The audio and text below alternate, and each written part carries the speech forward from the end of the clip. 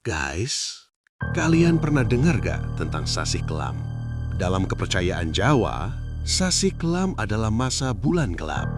Masa ketika malam dipercaya bukan hanya milik manusia. Dan cerita ini dialami langsung oleh seorang pria. Malam itu, ia hendak mengunjungi rumah saudaranya di daerah Jawa. Tanpa ia sadari, malam itu bertepatan dengan Sasi Kelam dan waktunya mendekati pergantian tahun. Awalnya perjalanan berjalan normal, namun semakin malam, jalan utama mendadak macet. Tanpa banyak pikir, ia memilih jalur alternatif, masuk ke jalan desa kecil. Lampu jalan hampir tidak ada, kanan kiri hanya sawah luas dan sesekali hutan bambu yang bergesekan tertiup angin. Jam menunjukkan 11 malam. Tiba-tiba, kruak! Hujan turun deras disertai angin kencang. Jalanan licin, pandangan makin buram. Di kejauhan, ia melihat sebuah gubuk tua di tengah sawah. Tak ada pilihan lain.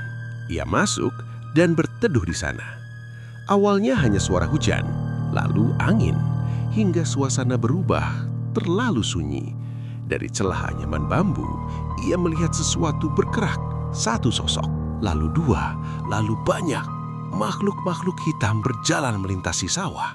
Tubuh mereka tinggi kurus, jalannya tidak wajar.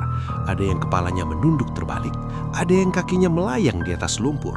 Mereka berlalu lalang, seolah malam itu memang milik mereka.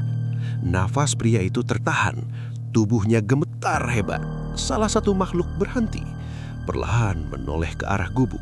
Anyaman bambu di depannya bergetar pelan. Pria itu berniat lari, namun sebelum ia sempat melangkah, dari kejauhan terdengar suara kletek, kletek, kletek. Seperti suara tongkat bambu dipukulkan ke tanah. Dari tengah sawah, muncul siluet seorang kakek-kakek, badan bongkok bertongkat bambu. Ia berhenti di depan gubuk, lalu mulai membaca sesuatu dengan suara lirih. Bahasanya tidak jelas, bukan Indonesia, bukan pula Jawa halus.